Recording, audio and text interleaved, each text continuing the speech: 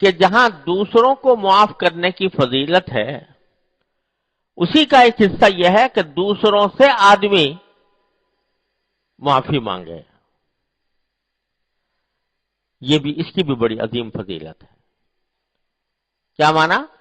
کہ انسان جب دوسروں کے ساتھ رہتا ہے، زندگی گزارتا ہے، ان کے ساتھ اٹھنا بیٹھنا میل جول ہوتا ہے، تو بسا اوقات ایک انسان کو دوسرے انسان سے تکلیف پہنچ جاتی ہے یا اس کی کوئی حق تلفی ہو جاتی ہے.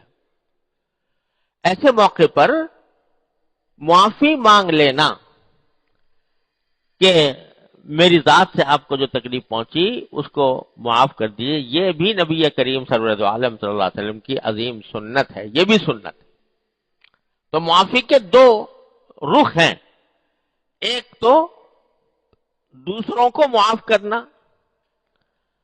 فرض کرو کہ ایک آدمی ہے، اس نے تکلیف پہنچائی ہے آپ کو. ابھی میرے پاس ایک خاتون کا خط آیا ہوا تھا، آج ہی میں نے اس کا جواب لکھا.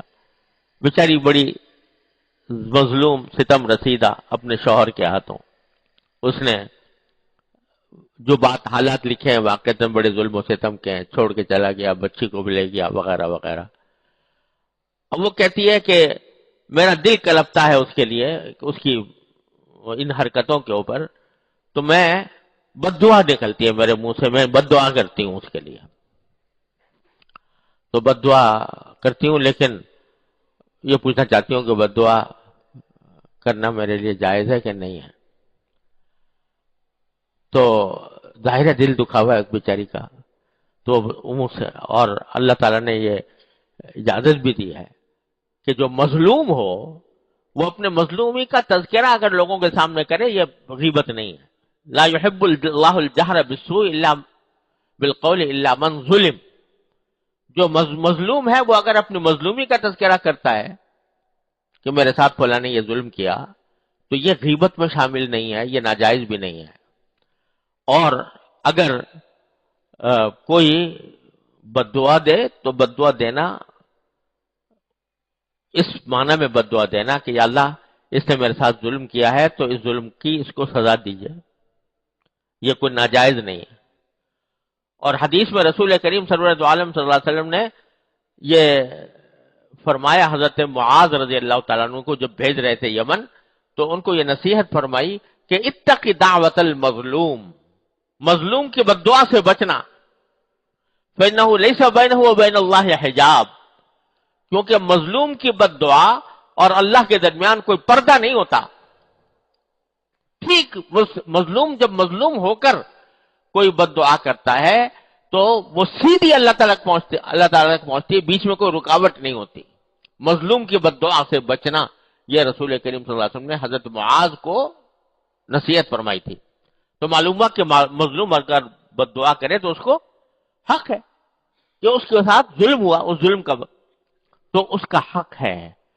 لیکن ساتھ ہی میں نے اس خاتون کو یہ لکھا کہ بے شک آپ کو حق حاصل ہے، آپ اللہ تعالیٰ نے آپ کو یہ حق دیا ہے، لیکن اگر فرض کرو اس کو کوئی سزا مل بھی گئی تو سوائے اس کے کہ آپ کا دل ٹھنڈا ہو جائے گا، کوئی اور فائدہ تو نہ ہوا. صرف یہ ہوا کہ بھائی اس نے زیادتی کی تھی، اس کا سزا اس کو مل گئی، بس. لیکن اگر آپ اس کو معاف کر دو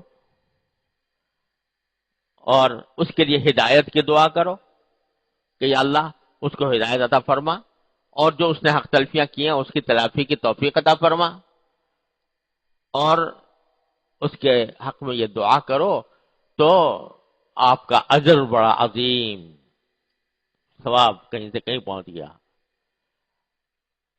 ذرا سی بات سے. تو دوسرے کی غلطی کو معاف کر دینا یہ بھی دل گردہ چاہتا ہے. لیکن اگر آدمی یہ سوچے کہ اگر فرض کرو اس کو سزا مل گئی تو مجھے کیا فائدہ، اور لیکن اگر میں معاف کر دوں گا تو کہاں سے کہاں میرا اجر پہنچے گا اللہ تبارک و تعالیٰ کے ہاں. تو یہ سوچ کر آدمی اگر سوچے تو اس کو معافی کرنے کی طرف ترغیب ہوگی. حق بے شک ہے آپ بدلہ لے لو، حق بے شک ہے کہ اس کو برا کہہ دو، لیکن اگر معاف کر دیا تو وَأَن تَعْفُوا أَقْرَبُ لِلتَّقْوَىٰ، قرآن فرماتا ہے معاف کر دو تو یہ تمہارے تقوی کے زیادہ